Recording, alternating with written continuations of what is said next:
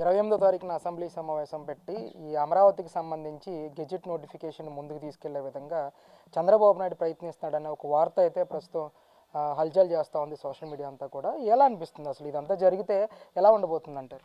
అమరావతికి ఒక గెజిట్ అనేది రావాలి అంటే గత ప్రభుత్వంలో చేసిన ఇవన్నీ కూడా ఏంటనేది చూసి ప్రతి ఒక్కళ్ళు గెజిట్ ఇవ్వటానికి 29 రాష్ట్రాల్లో 28 రాష్ట్రాలకు అవసరం లేని గెజిట్ మీ రాష్ట్రానికి ఎందుకని చెప్పి కొంతమంది ప్రశ్నించడం జరిగింది. ఆ ప్రశ్నించిన నేపథ్యంలో కూడా మరి అన్ని రాష్ట్రాల్లో జగన్మోహన్ రెడ్డి లాంటి మూర్ఖ ముఖ్యమంత్రి రాలేదు, మాకే దుర్గతి పట్టింది, అందుకని చెప్పి మాకు గెజిట్ కావాలి అని వీళ్ళు పట్టుబట్టడం జరుగుతుంది.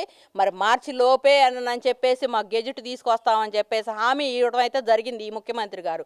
అందుకని చెప్పేసి గెజిట్ పక్కాగా వచ్చిద్దని మాత్రం మేము నమ్ముతున్నాం. అంటే ఇక్కడ ఏపీ అసెంబ్లీలో రాజధానిగా అమరావతిని ఏపీ రాజధానిగా ప్రకటిస్తూ తీర్మానం చేసి కేంద్ర పార్లమెంట్కి పంపిస్తారని చెప్పేసి ప్రభుత్వం కూడా ఒక నోటిఫికేషన్ జారీ చేయటం, ఒకవేళ నిజంగా ఈ నోటిఫికేషన్ జారీ అయిన తర్వాత పార్లమెంటు కూడా దీని గెజిట్ని ప్రకటిస్తూ ఒక నిర్ణయం తీసుకుంటే ఎలాంటి వెసులుబాటు అమరావతికి ఉంటుంది?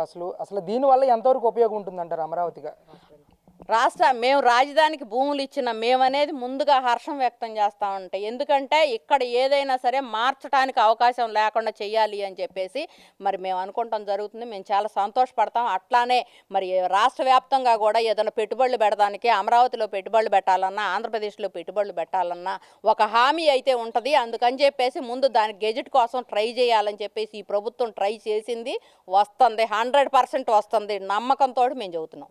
అంటే ఈ అమరావతికి గెజిట్ రావడం పట్ల ఎలాంటి లాభం కలిగే అవకాశం ఉంది? అసలు రేపొద్దున్న ప్రభుత్వాలు మారినా సరే ఈ అమరావతిని మళ్ళీ మార్చే అవకాశం ఉంటుందంటారా, లేదంటే ఏంటి? అసలు గెజిట్ వస్తే మార్చే అవకాశం లేకుండా ఉండటం కోసమే గెజిట్ కోసం పోరాడుతుంది. ఇప్పుడు సెకండ్ పోలింగ్ భూముల కోసం కూడా పోయినా కూడా గెజిట్ వచ్చినాక మేము ఆలోచిస్తామని చెప్పేసి వాళ్ళు చెప్పడం జరుగుతుంది. ఒక హామీ లాంటిది.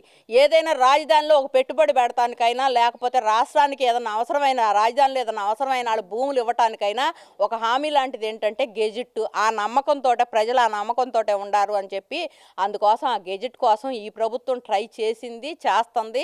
కూటమి ప్రభుత్వంలో ఇది అమల్లో జరుగుద్ది అని చెప్పేసి మేము గట్టి నమ్మకంతో అయితే ఉండాం.